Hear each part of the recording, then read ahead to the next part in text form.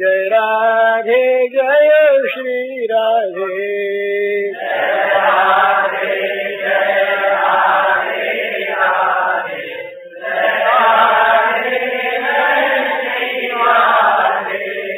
जय राधे जय राधे राधे जय राधे जय श्री राधे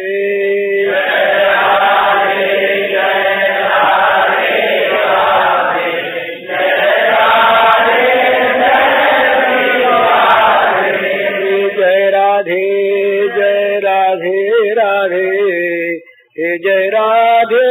जय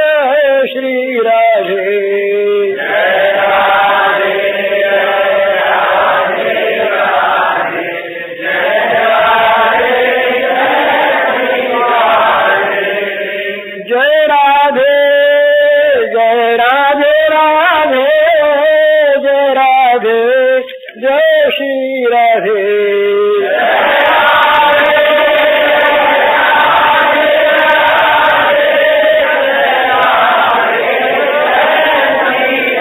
जय राधे जय राधे जय राधे राधे जय राधे जय श्री राधे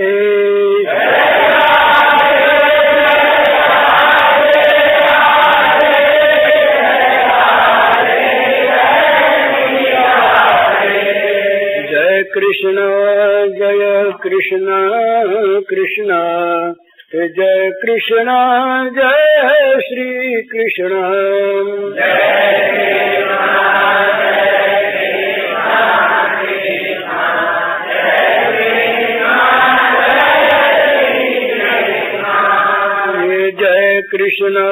जय कृष्ण कृष्ण जय कृष्ण जय श्री कृष्ण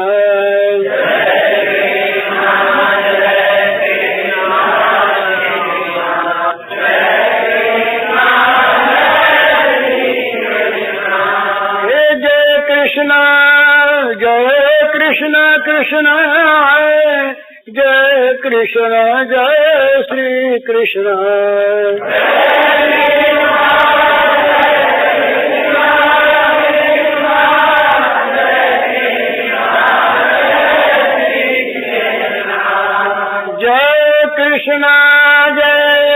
कृष्ण कृष्ण जय कृष्ण जय श्री कृष्ण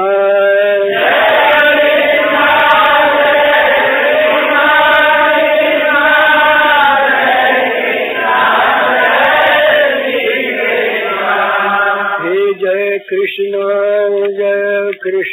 कृष्ण जय कृष्ण जय श्री कृष्ण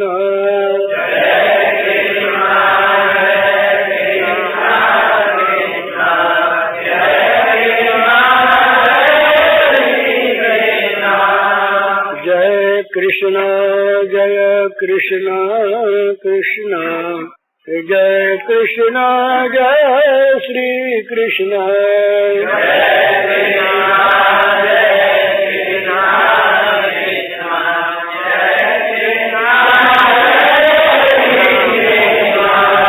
श्री राधा माधव की जय। मूकं करोति वाचालं पंगुं लंघयते गिरिं यत्कृपात्तमहं वन्दे परमानन्दमाधवम्। श्रीमन्मदनगोपालं बृन्दारण्यपुरन्दरं श्रीगोविन्दं प्रपद्येऽहं दीनानुग्रहकारकम्। वन्दे मुकुन्दमरविन्ददलायताक्षम् कुन्देन्दुशङ्खदशनं शिशुगोपवेशम्।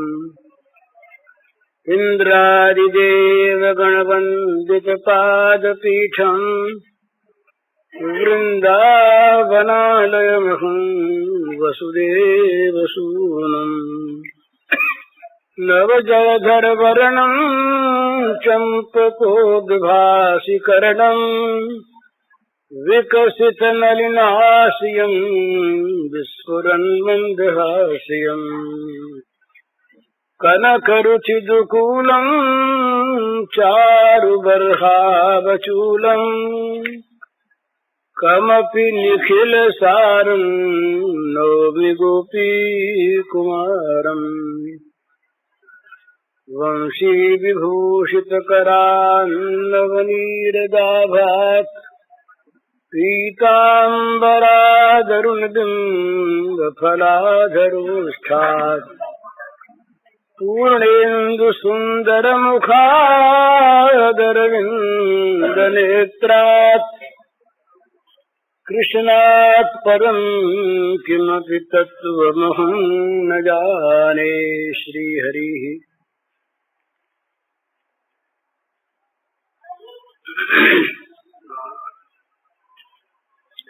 आज प्रातः काल अंत में दो बात कही गई थी। अपने जीवन की सच्ची चाह हो और विश्वास पूर्वक भगवत प्रार्थना हो तो अनायास निश्चय ही वो चाह पूरी होती है।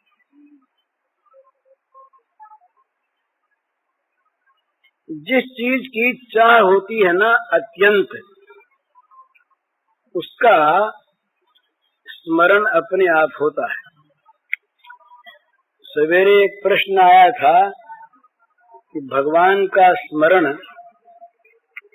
निरंतर कैसे हो। एक प्रश्न था, अब भी वही शायद है कि सब कुछ प्रियतम के रूप में कैसे दिखे। तो स्मरण होने की बात पहले जिस चीज की अत्यंत आवश्यकता होती है, जिसके बिना काम नहीं चलता, जो जीवन की चाह होती है, उसका स्मरण करना नहीं पड़ता। उसका स्मरण अपने आप स्वाभाविक होता है, हुए बिना रहता नहीं। छोड़ने की इच्छा करने पर भी नहीं छूटता, क्योंकि वो जीवन की अनिवार्य आवश्यकता है। वो जीवन की इस प्रकार की चाह है जिसके पूरी हुए बिना बेचैनी रहती है, चैन नहीं पड़ता। ये आवश्यकता बहुत ज्यादा न हो, थोड़ी भी हो, तब भी आवश्यक कार्य न होने पर दुख होता है। ये भगवत स्मरण का एक स्वरूप बताया नारद जी ने।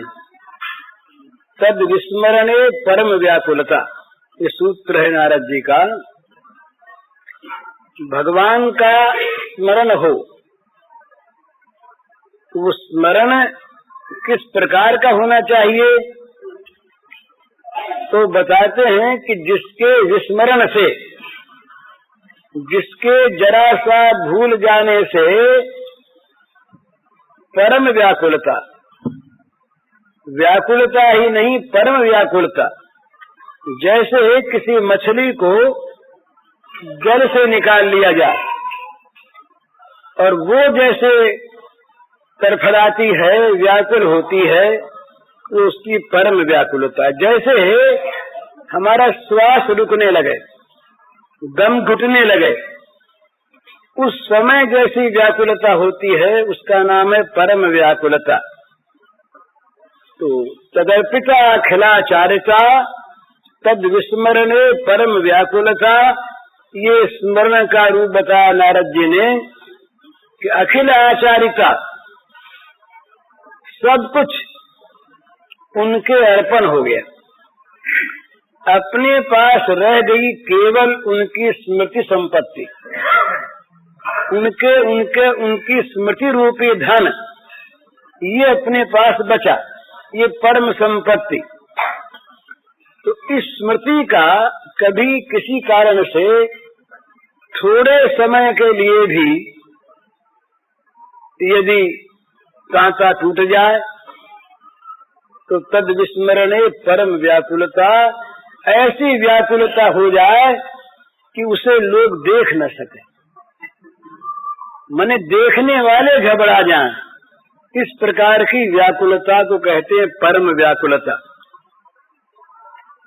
तो क्या व्याकुलता होने पर भूल हो सकती है? तो व्याकुलता ही तो याद है। जिसके लिए व्याकुल हो चित्त उसकी स्मृति तो व्याकुल करती है, विस्मृति में स्मृति है। इसीलिए ये प्रेम के राज्य में वियोग में नित्य प्राप्ति है। वियोग के अंदर नित्य भगवान की प्राप्ति है, वियोग में अभाव नहीं। ये बहुत समझने की चीज है कि जिस वियोग में अभाव होता है वो वियोग भगवान का वियोग नहीं है। सांसारिक वस्तुओं के वियोग में अभाव की प्रतीति होती है और भगवान के वियोग में अभाव की प्रतीति नहीं होती। भगवान स्मृति के द्वारा हृदय में आकर बैठ जाते। तो भगवान का वियोग भगवान का अभाव नहीं करता,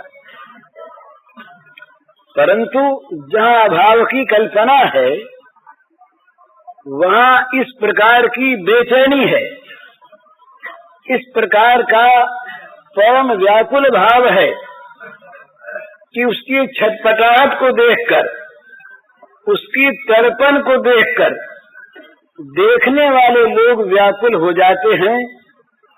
उनके मन में करुणा उत्पन्न हो जाती है कि ये क्या हो गया। उद्धव लौट करके आए और राधा की दशा देख करके आए। चित दे सुनो श्याम प्रवीण, चित दे सुनो श्याम प्रवीण, श्याम तुम्हारे बिरह राधा, मैं जो देखी छीन चित दे सुनो श्याम प्रवीण। उद्धव रोने लगे। ये विभिन्न भाव हैं। उद्धव ये भाव भी देख करके आए कि राधा से राधा नाथ का वियोग कभी हुआ ही नहीं और है ही नहीं। राधा ने ये भी बतलाया कि तुम समझते हो कि श्याम सुंदर चले गए यहाँ से, वो तो नित्य यहीं पर है। और राधा के वियोग की लीला को भी देखा तो आकर रोने लगे उद्धव जी और उलाहना देने लगे श्याम सुंदर को कि तुम बड़े निठुर हो। इस प्रकार उन बिलबिलाते हुए जीवों को छोड़कर, उन रोते हुए प्रेमियों को छोड़कर तुम चले आए। तुम्हें दया नहीं हुई मन में। मैं देख के आया वो राधा के अंगुलियों की मुंदरी उसके बाह में आने लगी है, इतनी छीन हो गई है वो। परम व्याकुलता, वियोग में विस्मृति में परम व्याकुलता हो जो देखी न जा सके,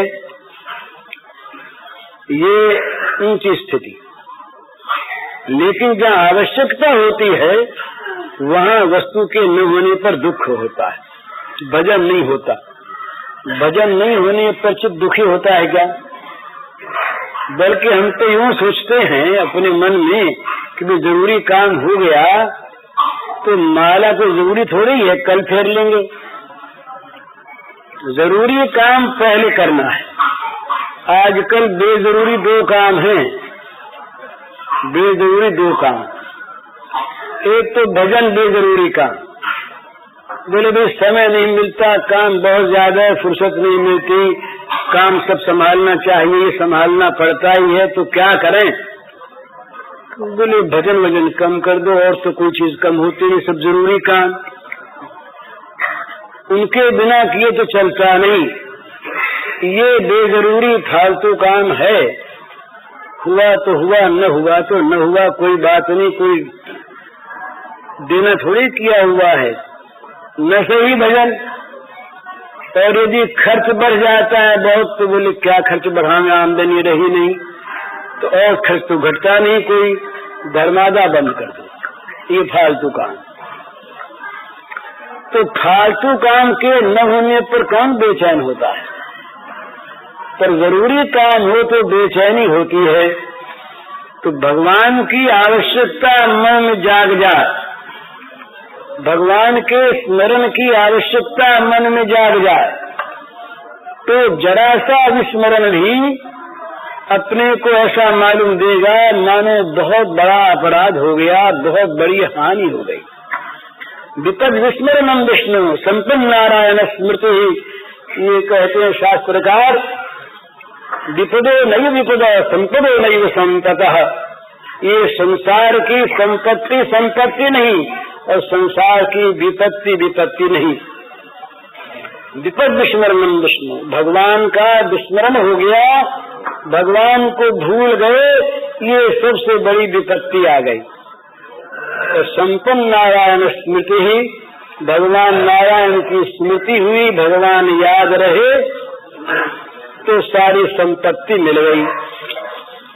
परम संपत्ति, परम सौभाग्य, परम पुण्य, परम बुद्धिमत्ता, ये सारी की सारी भगवान के स्मरण में है। और जहाँ भगवत स्मरण का अभाव वही विपत्ति, वही दुर्भाग्य, वही दुख, वही पाप, वही विपत्ति, वही मूर्खता। तो भगवान का स्मरण यदि इस भाव से कोई करे तो भूल जाने पर बेचैनी होती। भूलता है आदमी, हम किसी प्यारी वस्तु को कहीं रख करके भूल गए, बड़ी जरूरी चीज है, और रख दी कहीं भूल गए, नहीं मिलती तो बेचैनी होती है। तो जिस वस्तु का हमें अत्यंत प्रयोजन है, जो वस्तु हमें अत्यंत प्रिय है और जो वस्तु हमें अत्यंत आवश्यक है, उस वस्तु का स्मरण करना नहीं पड़ता। स्मरण भूल जाने पर दुख होता है, बेचैनी होती है, पाप का बोध होता है। सूरदास कहते मौसम कौन कुटिल खलकामी, जिन तनु दियो ताई बिसरायो, ऐसो नमक हरामी। सूरदास के सरीखे महात्मा जिनकी आंखों के सामने श्याम सुंदर नाचते रहते, किसी दिन कल्पना कर लीजिए कि जरा सी विस्मृति हुई। ये मैंने शायद उस दिन कहा था, 1920-21 की बात है। गांधी जी को एक सज्जन ने पत्र लिखा, मैं उस समय बम्बई था। पत्र लिखा कि सूरदास और तुलसीदास ये अपने को पापी कहते हैं, और बहुत बड़ा पापी कहते हैं कि हमारे समान कोई पापी है ही नहीं। तो वो यदि पापी थे तो हम क्या हैं? तो गांधी जी ने बड़ा सुंदर उत्तर दिया। उन्होंने कहा भाई उनके पाप नापने की गज दूसरी थी और हमारी दूसरी है। वे बहुत छोटे पाप को, बहुत छोटी भूल को बड़ा अपराध मानते, और हम बड़े से बड़े पाप को पाप तो मानते ही नहीं, कहीं पुण्य भी मान लेते हैं कि हम बुद्धिमत्ता मान लेते हैं। तो वो कहते हैं वो अपने पाप का सूरदास जी संकेत कर देते हैं, जिन तनु दियो ताई दुसरायो, ऐसो नमक हरामी। अरे हम भूल गए, क्षण भर के लिए कभी भूले होंगे, कहीं विस्मृति आई होगी तो अपने को महापापी मौसम कौन कुटिल खल कामी, दुष्ट मेरे समान कौन, कुटिल मेरे समान कौन, पापी मेरे समान कौन, क्यों कि मैं भगवान को भूल गया। तो भगवान की विस्मृति में जब बेचैनी होने लगेगी तब भगवान संपत्ति होंगे आपकी। अभी तो भगवान व्यर्थ की चीज है। फुर्सत हुई आपको, भगवान पर कृपा की आपने, तो कभी उनका स्मरण कर लिया, उन पर एहसान, देखो हमने तुम्हारा स्मरण किया, याद रखना भला, तुम्हें बदला उतारना है इसका। स्मरण करने के साथ ही और स्मरण करने के पहले भी हम तो कह देते हैं कि भगवान का स्मरण करेंगे तो भगवान फल देंगे, वो भूलते थोड़े ही हैं। और एक का अनेक देते हैं, ये पहले से व्यापार हिसाब किताब करा करके और फिर हम भगवान का स्मरण भगवान पर कृपा पूर्वक करते हैं, तो ये स्मरण थोड़ा ही है। भगवान का स्मरण वास्तविक वो है जो स्मरण श्वास की भांति हो। सहज श्वास हम लेते हैं सहज, पर रुक जाने पर बेचैनी होती है। किसी को उपदेश नहीं करना पड़ता कि तुम श्वास लिया करो, और वो श्वास लेने वाला ये नहीं कहता कि भाई कितनी संख्या में लें, कितनी संख्या में जाप करें, और इतनी देर होगी श्वास लेते तो जरा बंद कर दें। ये कोई श्वास लेने वाला कहता है कहीं बंद हो जाए तो व्याकुल हो जाए, बंद हो जाए तो मरने लगे। इस प्रकार से श्वास की भांति भगवान की स्मृति जहाँ होती वहां तो भूली नहीं जाती। ये तो है ऊंची स्मृति, पर नीचे में भी भगवान की स्मृति को आवश्यक वस्तु माने। कम से कम संसार के भोग जितना तो उसको आदर दे, भोग के लिए तो उसको न भूले। जितनी देर भोग को याद रखे उतनी तो उसको याद रखे, और उतना भी आदर नहीं, उतनी भी कदर नहीं, उतनी भी आवश्यकता नहीं, तो फिर हम कैसे कहें कि हमको स्मरण नहीं होता, हम तो करना चाहते हैं। जीवन की चाह बननी चाहिए भगवान का स्मरण, तो स्मरण अपने आप हो। स्मरण होने में आवश्यकता है स्मरण की चाह। तो स्मरण की चाह केवल मौखिक न हो, वो स्मरण की चाह माने जीवन की चाह। मौखिक चाह होती है, लोग दिखावे की चाह भी होती है, बड़ाई पाने की चाह भी होती है, फल पाने की चाह भी होती है, और कुटिल चाह तामस चाह भी होती है। तो जीवन की चाह जो होती है वो आत्म स्वरूप होती है, उसकी विस्मृति से जीवन व्याकुल हो जाता है। तो भगवान के लिए जीवन की चाह जाग उठे, तब भगवान का स्मरण अपने आप होगा, स्मरण करना नहीं पड़ेगा। दूसरा प्रश्न है, सब जगह भगवान के दर्शन कैसे, वैसे कुछ लिखा है, सब कुछ प्रियतम के रूप में कैसे दिखे। सबसे पहली बात तो यह है, इसमें दो आवश्यकता है।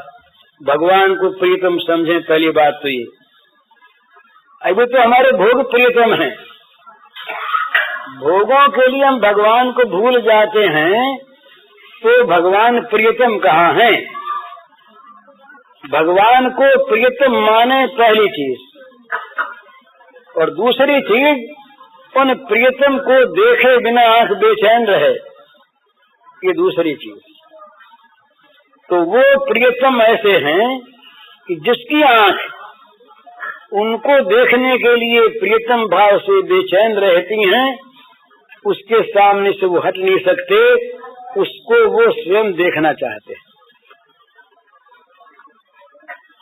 ये सिद्धांत नहीं, ये महापुरुषों का, बड़े बड़े संतों का, प्रेमी जनों का अनुभव है कि जिसकी आंख भगवान को देखने के लिए व्याकुल, भगवान की आंख उसको देखने के लिए व्याकुल। ये तो सहज संबंध है, और प्रेम में तो इससे आगे की चीज। प्रेम में तो भगवान बदला दे नहीं सकते। ये था माम प्रपद्यन्ते तथैव भजाम्यहम्, ये भगवान का मंत्र प्रेम राज्य से पीछे रह जाता। वहाँ तो न पारी हम निर्वध संजुजान, श्री गोपांगनाओं से कहते हैं भगवान कि देवताओं की आयु में भी तुम्हारा ऋण हम नहीं उतार सकते देवियों। वहाँ तो बदला दे नहीं सकते, लेकिन जहाँ बदला देने योग्य स्थिति है वहाँ बदला वो न दें, ये बन नहीं सकता। पर हमारी चाह तो होनी चाहिए।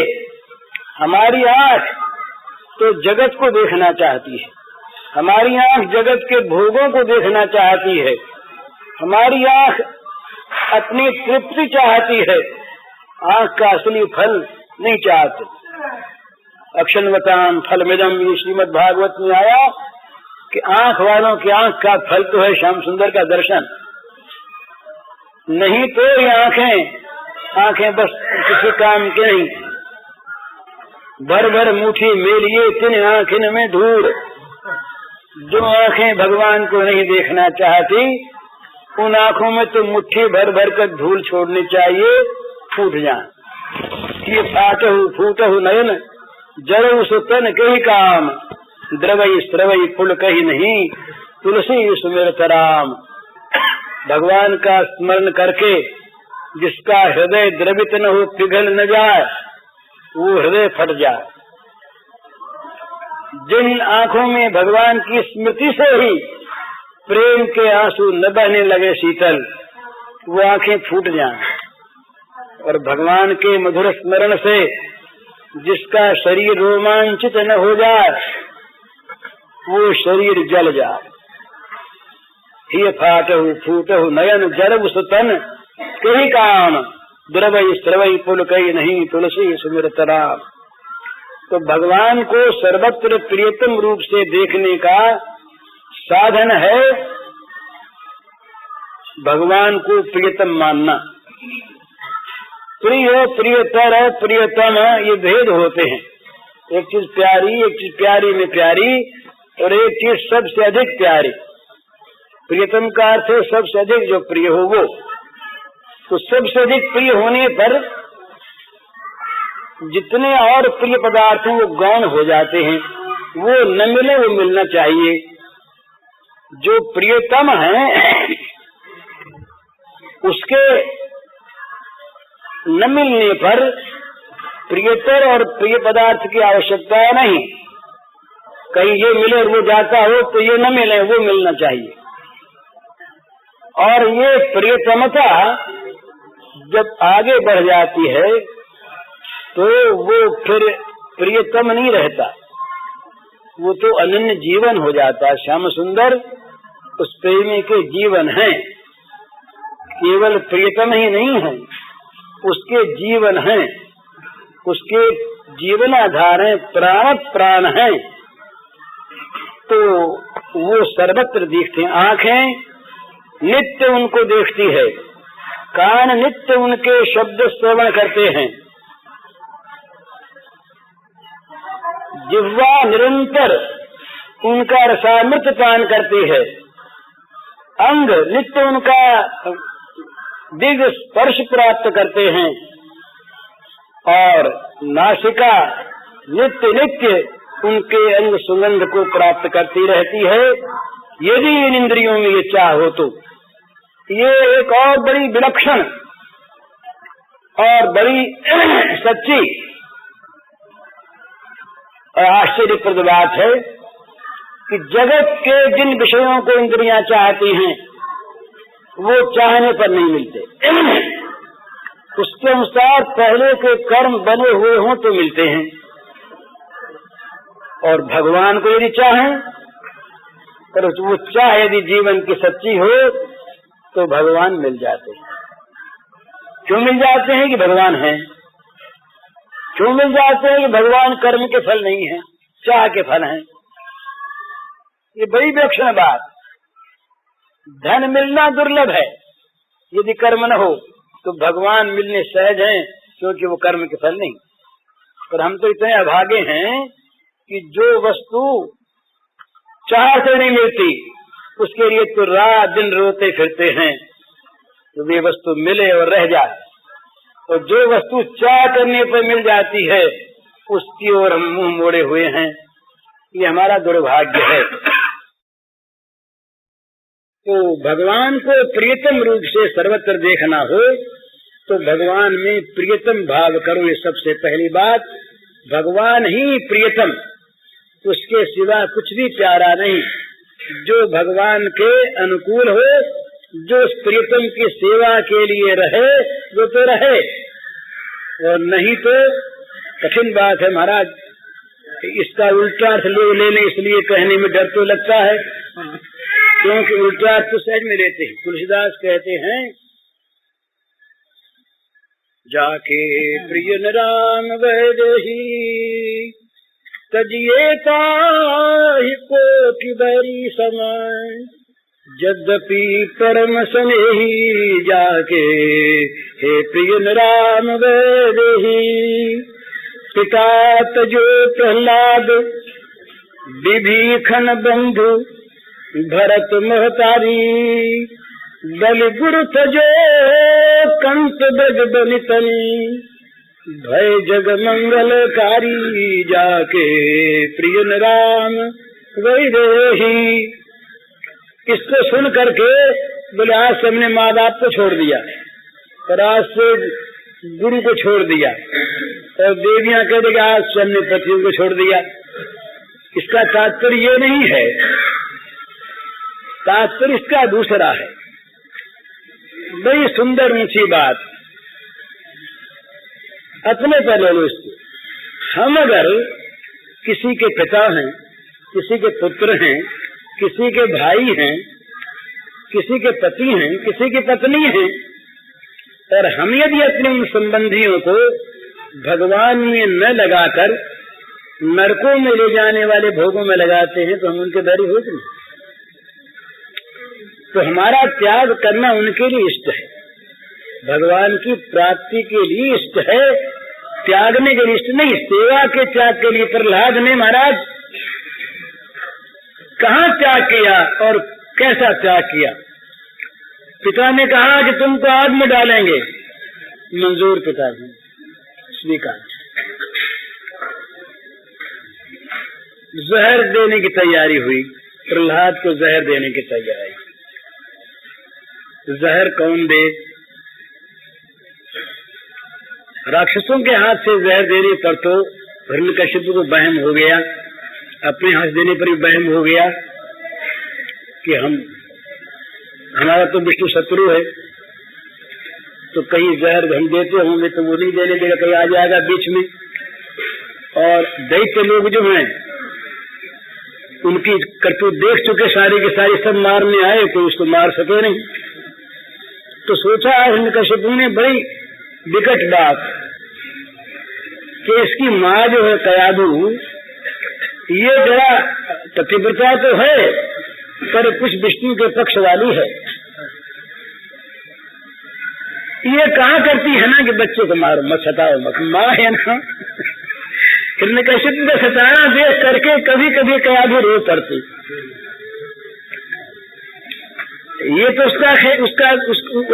उसका विचार था कि मेरा बच्चा जो है ये बुरा काम तो नहीं कर रहा है, पर पति विरोधी उसके, और पति के कारण से सारा साम्राज्य विरोधी उसका। एक प्रहलाद की माँ मन ही मन समर्थन करती प्रहलाद के कार्य का, प्रकाश में नहीं, पति विरोध नहीं हो जाए और पति नाराज भी न हो जाए। इस बात को वो कुछ ताड़ गया था हिरण्यकशिपु। तो उसने सोचा अपने मन में दुरभिसंधि की, इसके हाथ से अगर जहर दिलवाया जाए तो विष्णु शायद कुछ गड़बड़ नहीं करेगा बीच में, तो प्रहलाद मर जाएगा। तो बड़ा कठिन जहर कालकूट, जिसकी गंध से मर जाए आदमी, इस प्रकार का उसने तैयार करवाया, प्याले में डाला और कयाधु के पास ले गया। बड़ी कठिन परीक्षा है माता की। कयाधु के पास ले गया और ले जा करके उससे बोला कि देख तू पतिव्रता है और आज मेरा काम करना पड़ेगा। कहा क्या काम? कहा ये प्याला है, ये तेरे हाथ से तू प्रहलाद को पिला दे। इसमें क्या है? हिचका एक बार, लेकिन राक्षस हृदय है ना, निर्दय होता राक्षसी हृदय। हम मनुष्य भी राक्षस होते हैं, जिसके हृदय में निर्दयता वही राक्षस, राक्षस का ये डेफिनेशन है। तो वो राक्षसी हृदय था, क्या करे? कहा कयाधु तुम देखती हो ये प्रहलाद मेरा शत्रु है, ये शत्रु पक्षी है, ये घर का सांप है, ये पुत्र नहीं बैरी है, ये मेरी तमाम व्यवस्था को, मेरे सारे सिद्धांतों इसको उखाड़ रहा, जड़ उखाड़ रहा है, इसको नष्ट करना है, ये जहर है तो पिला दे। अब कयाधु क्या करे, पति की आज्ञा है जहर पिला दो, पुत्र निर्दोष है और बेटा हृदय का, कैसे उसे जहर पिला दे। मैया ने प्याला हाथ में लिया, हाथ कांप रहा, प्रहलाद को बुला लिया हिरण्यकशिपु ने, माँ के पास चल। आ गया। प्रहलाद के मन में कोई शोक नहीं, कोई विकार नहीं, कोई भय नहीं, कोई विषाद नहीं। अब माँ कह न सके और हाथ भी आगे न बढ़े प्रहलाद की ओर। हिरण्यकशिपु ने कहा कि देख कि तुझे माँ प्याला पीने को दे रही है, पी जा। माँ के मुंह से निकला, बेटा जहर है। निकल गया, माँ रही ना। प्रहलाद ने छीन लिया, छीन के पी लिया। पिता की आज्ञा है ना, तो पिता की आज्ञा से जहर पी जाने वाला प्रहलाद, जब उस पिता ने कहा भगवान को छोड़ दो, ये काम नहीं होता। जहर पीना मंजूर, आग में जल जाना मंजूर, हाथियों के पैरों के नीचे कुचल जाना मंजूर, पर भगवान को छोड़ना मंजूर नहीं। तो प्रेम बढ़ो प्रहलाद ही को, तिन पाहन पे परमेश्वर काढ़ो। ये कहा भाई कितना प्रेम प्रहलाद का, जिसने पत्थर में से भगवान को निकाल दिया। पत्थर का खंभा रहा, भगवान खंभे से प्रकट हुए, तो पाहन पे परमेश्वर काढ़ो, पत्थर में से भगवान को निकाल दिया प्रहलाद के प्रेम ने। तो यहाँ तक आज्ञा माने, पर जो आज्ञा देने वाले को भी नरकों में ले जाने वाली हो, वो न माने। कोई आपत्ति, पाप करने के लिए कहे कोई घर वाला तो नहीं मानना चाहिए, ये अपराध नहीं। और भगवान को छोड़ने की बात बड़ी कठिन।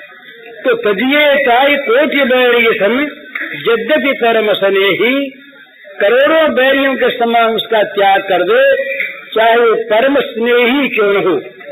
तो वहाँ प्रश्न उठा के ऐसे कोई उदाहरण भी है, तो 5 नाम लिए तुलसीदास जी ने, और 5 जो अत्यंत निकटस्थ प्रिय हैं उनके, पिता, माता, भाई, गुरु और पति, ये 5 सबसे अधिक निकट के आत्मीय हैं। पिता तो जो प्रहलाद ने और सब बात नहीं, भगवान को छोड़ने में असमर्थ पाकर अपने को पिता को छोड़ दिया। विभीषण बंधु राम विरोधी होने के कारण से रावण को विभीषण ने छोड़ दिया, और भरत महतारी, भरत ने माँ कैकेयी का परित्याग कर दिया,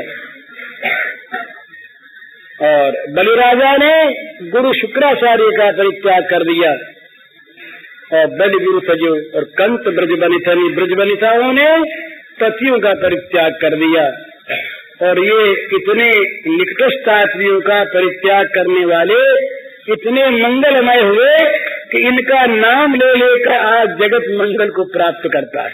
तो भाई तुलसीदास जी महाराज कारण बताते हैं, नाथे लेह राम सो मनियत सुसेद जहानो, अंजन का आंख जे फूटे बहुत तक कहूँ कहा लो। अरे सुरमा क्यों लगाते हैं हम आंख में? इसलिए लगाते हैं कि आंखों की रोशनी बढ़े, आंखों में कुछ ज्योति बढ़ जाए, तेज आ जाए। तो जिस सूर्य के लगाने से आंख फूट जाए उसको लगाना चाहिए क्या? तो घर वाले, स्नेही, संबंधी, आत्मीय तो वो कि जिनके साथ संलग्न होने से, जिनसे मिलने से हमारे ज्ञान की ज्योति बढ़े, हम भगवान को प्राप्त कर सकें, हमारे अंदर की आंखों में रोशनी आवे। और यदि आंख फूट जाए, हमारा जीवन तमोमय हो जाए और अंधकारमय नरकों में हम जाने लगे, तो फिर क्या करें? त्याग दें। सुरमा होता है लगाने के लिए। तो तुलसी सो सदभांति परम हित, पूज्य प्राण ते प्यारो, जासु हुए स्नेह राम तद हेतु न तो हमारो। तुलसीदास जी कहते हैं वही सदभांति प्रिय है, वही हितैषी है, वही प्राण प्रिय प्रियतम वही है कि जो प्रियतम की याद दिला दे, जो प्रियतम से मिला दे, जो प्रियतम की डगर बता दे।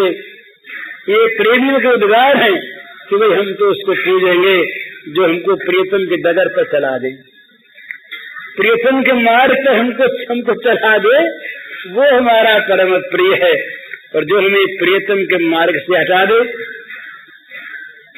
वो धन संपत्ति, वो प्रिय वस्तु, वो प्रिय पदार्थ, वो प्रिय परिस्थिति, वो धर्म कर्म भी, सो सब धर्म कर्म जड़ जाहू, जन राम तद पंकज भाऊ। उस धर्म कर्म में भी आग लग जाए जो धर्म कर्म भगवान के प्रेम को नहीं प्राप्त करवाता। तो भाई प्रियतम इसको अगर सर्वत्र देखना हो तो भगवान में प्रियतम भाव करो। और प्रियतम भाव का अर्थ है, प्रियतम भाव का अर्थ है जगत के सारे प्राणी पदार्थ उससे कम दर्जे के प्रिय हो जाएं, और अगर विरोधी हो कोई भी, धन भी, संपत्ति भी, जीवन भी, तो वो तो त्याग करने योग्य हो जाए, जल्दी से जल्दी उसका परित्याग हो जाए, तो पिंड छूटे, आसत कटे। ये तो बड़ी भारी हानि है ना। इसको महच्छिद्रम कहा, महान हानि की चीज जो भगवान से अलग करा दी हमको। वो संपत्ति विपत्ति, वो आत्मीय वैरी, वो मित्र अमित्र, वो धर्म अधर्म, वो कर्म अकर्म, वो देवता दैत्य जो हमको भगवान से अलग कर दे, भगवान का प्रेम न लेने दे। तो भगवान को प्रियतम रूप से देखना एक बात, और दूसरी बात ये कि उस प्रियतम को देखने के लिए आंखों में तरस पैदा हो जाए। आँखियां हरि दर्शन की प्यासी हैं, हरि दर्शन की प्यासी, भगवान के दर्शन के लिए नेत्र नित्य पिपासित रहें हैं। सदा रहत पाए सुध तुम पर, जब तो श्याम सुधारे, जिस दिन बरसत नयन हमारे। गोपांगना कहती हैं कि हमारी आंखें नित्य दिन रात दिन बरसती रहती हैं। जब से श्याम सुंदर यहाँ से सिधार गए, सदा रहत पावस ऋतु हम पर, पावस कहते वर्षा को। तो वो कहती है कि हमारे ऊपर तो जब से श्याम सुंदर गए तब से निरंतर वर्षा ऋतु ही रहती है, हम पर छाई रहती है वर्षा ऋतु। आंखों के द्वारा वर्षा होती रहती है निरंतर, बरसत नयन हमारे।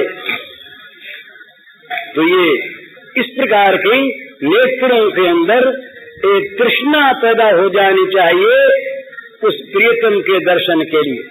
तो महाराज सारे दर्शन, सारे दृश्यों को वो प्रियतम खा जाएगा, काल बन जाएगा, और सारे दर्शनों के लिए तमाम दृश्य मिट जाएंगे।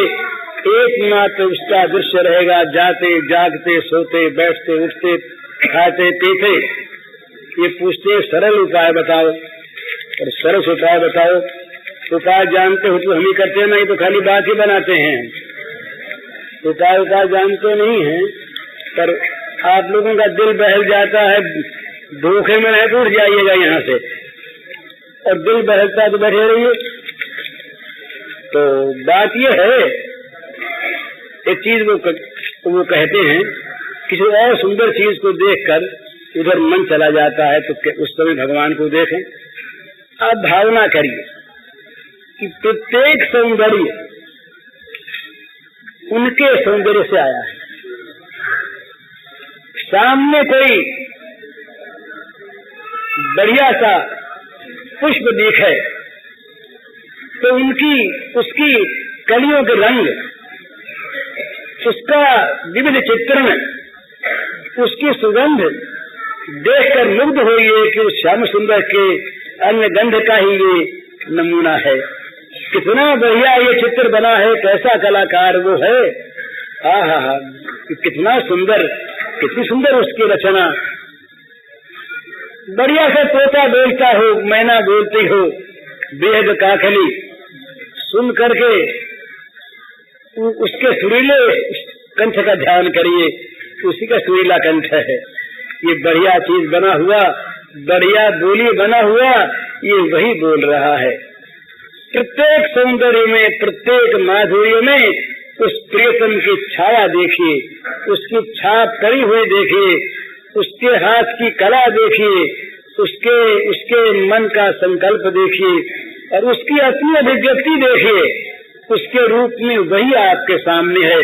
तुम्हारा यदि आंख पलट गई, आपकी पलट जाएगी तो वो नेत्रों में आके बस जाएगा। सच्ची बात, वो नेत्रों में आके बस जाएगा। भला तो क्या होगा?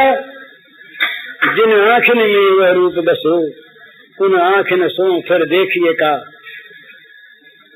जिन आँखों में वो रूप बस जाएगा, ये कवि की कल्पना नहीं समझिए आप, सत्य है। जिन आँखों में रूप बस जाएगा, वे आँख दूसरे को देखने से इनकार कर देगी। आँख इनकार कर देगी, दूसरा यहाँ हमारे अंदर नहीं आ सकता, प्रवेश नहीं कर सकता। उसके लिए आँख मुद जाएगी, आँख फूट जाएगी, या आँखों में दूसरा आ नहीं सकेगा।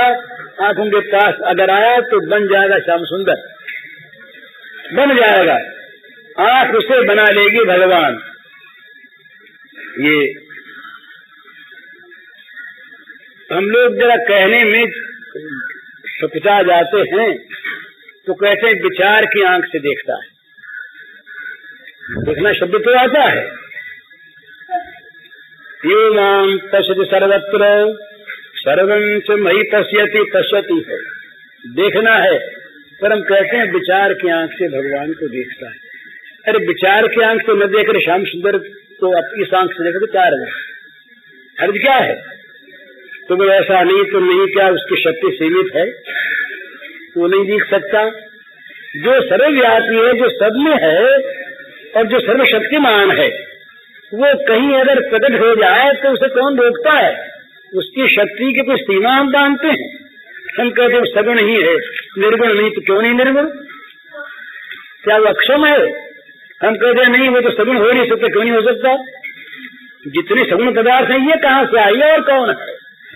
ये है क्या? जगत का सारा पसारा जो है, इसमें भरा कौन है? कोई जड़ वस्तु भरी है? कोई इसके अंदर पत्थर भरे हैं जो हमें नहीं दिखते? ना ना, वही श्याम सुंदर भरा है। सब जगह पत्थर में, पेड़ में, जहाँ तहाँ वो श्याम सुंदर भरा है। उसको देखने की आंख अपनी होनी चाहिए। तो इन्हीं आंखों से, ज्ञान की आंख की आवश्यकता नहीं, ज्ञान की आंख तो अपने आप खुल जाएगी। ज्ञातुम दृष्टुम च तत्वेन प्रवेष्टुम च परम तत। ज्ञातुम में आ गया वो विचार से देखना। तो उसका जो तात्विक स्वरूप का अर्थ ये नहीं मानना चाहिए कि वो विग्रह रहित ही होता है। तात्विक वो परम तत्व ही तत्वरूप विग्रह से नित्य वर्तमान है। इसीलिए मधुसूदन स्वामी ने जो वेदांत के परम तत्वज्ञ, उन्होंने तत्व माना रूप का वर्णन करके। वंशी विभूषित करान्नवनीरदाभ पीतांबराजन्नबिंब फलाधौष्ठात् पूर्णेन्दु सुंदर मुखात् अरविंद नेत्रात् कृष्णात् परम किमपि तत्वम् अहम न जाने तत्वम्। ये नहीं कहा कि ये तत्व पदार्थ अरूप है। रूप का वर्णन पहले किया जिसमें कि संदेह न रह जाए कि मधुसूदन क्या मानते। वंशी विभूषित करा, जिसके कर कमलों में वंशरी सुशोभित, वंशीधर मुरलीधर मदन मोहन, नवनीरदाघात, नवनीरद वर्ण, नवघनश्याम, सजल जलद, जिसका बड़ा मधुर मनोहर वर्ण है। पीतांबरात, पीतांबर फहरा रहा है। अरुणबिंब फलाधौष्ठात्, जिसके लाल लाल अधरोष्ठ बिंदा फल के समान सुशोभित हैं। पूर्णेन्दु सुंदर मुखात, शारदीय पूर्णिमा के चंद्रमा के समान, जिसका सुंदर शीतल आभामय तेजमय मुखमंडल है। अरविंद नेत्रात, जिसके कमल सरी के विशाल विशद सरस नेत्र हैं। कमल कोमल है, कमल सरस है, कमल विशाल है। ऐसे जिसके नेत्र हैं, ऐसे श्री कृष्ण से परे अगर कोई तत्व है तो उसे मैं नहीं जानता, ये मुकुंद स्वामी कहते। तो केवल उसको ये मानना कि वो विग्रह शून्य तत्व है, ये बात नहीं। वो विग्रह भी तत्वमय है। चिदानंदमय देह तुम्हारी, विगत विकार जान अधिकारी।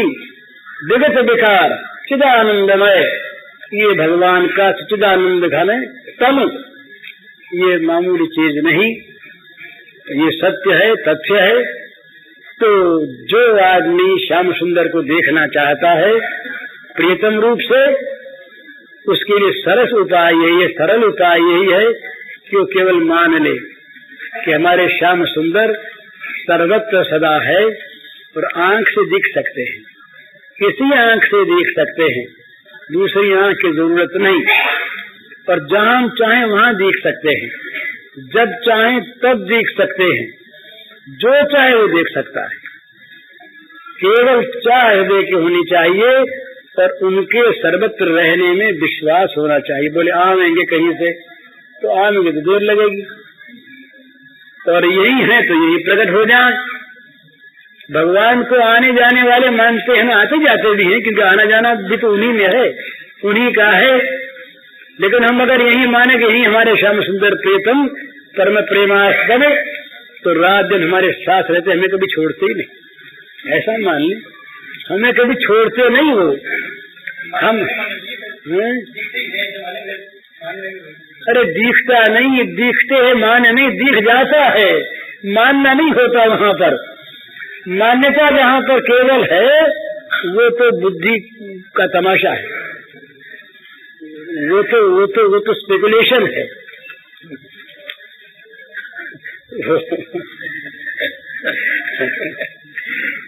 वो चीज दूसरी। इसीलिए हम लोग कहा करते हैं, ऐसा माना करते हैं कि जितनी ये यूरोपियन फिलॉसफी है, यूरोपियन फिलॉसफी सारी स्पेकुलेशन है। वहाँ प्राकृत और अप्राकृत का संबंध वर्तमान नहीं है। वो तो ज्ञानारण्य है, तो ज्ञान का जंगल है, उसमें घुस जाओ। और हमारी फिलॉसफी है ये परम ज्ञान बीच ही है, ले जाती है ज्ञान स्वरूप के पास। स्पेकुलेशन नहीं, केवल मान्यता नहीं, केवल ये कल्पना का राज्य नहीं, सत्य है, तथ्य है। पर कोई कहेगा हमको दिखा दो भाई, हमको हमारी ताकत नहीं।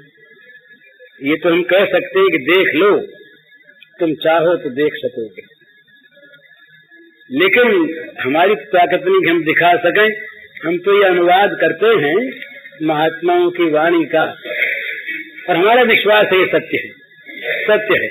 तो भगवान को देखने के लिए प्रियतम रूप से भगवान को प्रियतम मानना सबसे पहली बात। क्या होगा उसके बाद? महाराज एक बड़ा सुंदर भाव है, अब समय हो गया। 9 बातें प्रारंभ में आती हैं भावांकुर के उदय होने पर।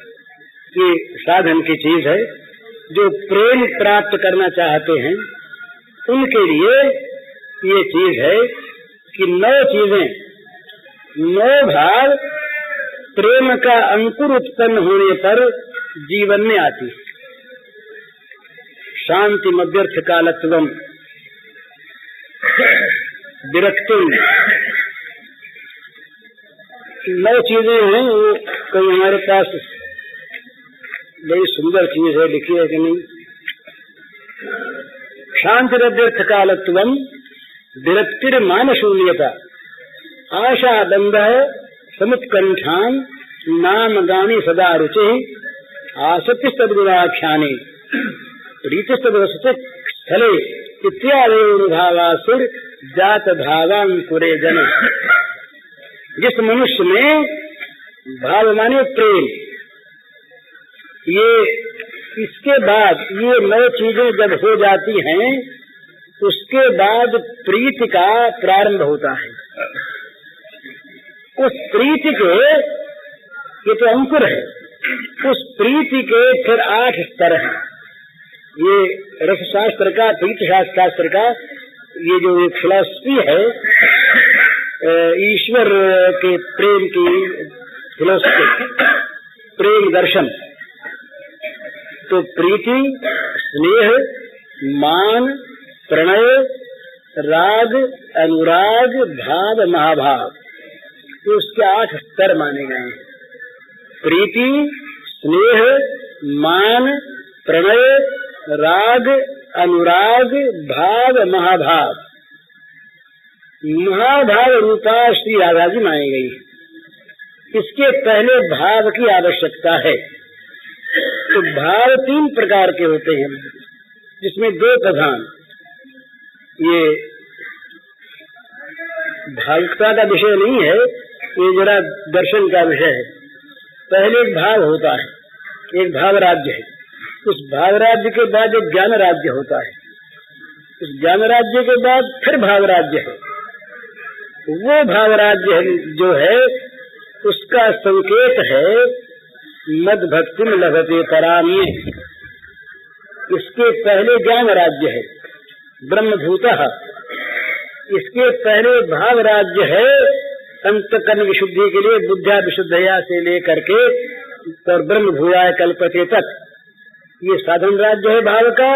इसके बाद ज्ञान राज्य है, ज्ञान राज्य के पश्चात फिर ये भाव राज्य है, भाव राज्य के बाद लीला प्रवेश है। ये क्रम है। ये गीता के इन श्लोकों में इस क्रम का बड़ा विशद वर्णन है। इस दृष्टि से देखने पर मालूम होता है। दृष्टि तो ये इसको केवल ज्ञान की परनिष्ठा कह देते तो ये चीज बनती नहीं। तो संकेत किया, निष्ठा ज्ञान से या परा, यहाँ तो सूत्रपात है। लेकिन वो चीज क्या है जो ज्ञानोत्तर काल में भी जिसकी आवश्यकता होती है। ये केवल गीता के शब्दों पर मैं कह रहा हूँ। ब्रह्मभूत प्रसन्नात्मा न सोचती न कांक्षति, ये स्थिति है। ब्रह्मभूत है, प्रसन्नात्मा है, उसको सोच नहीं, उसको आकांक्षा नहीं, और वो सब में सम हो गया। इसके बाद मद भक्तिम लभते पराम, मद पराम भक्तिम लभते। तो उसके बाद भक्त्या माम अभिजानाति यावान यश्चास्मि तत्वतः, मैं जैसा जो कुछ हूँ उस तरह भक्ति के द्वारा वो मुझे जानता है। पर जानम लब्ध हुआ, वो जब जान गया उसको, तो फिर उसमें वो हो जाता है प्रवेश। पूज्य श्री भाई जी के इस प्रवचन का शीर्षक है वास्तविक स्मरण, और इसका 65 संख्या है 62।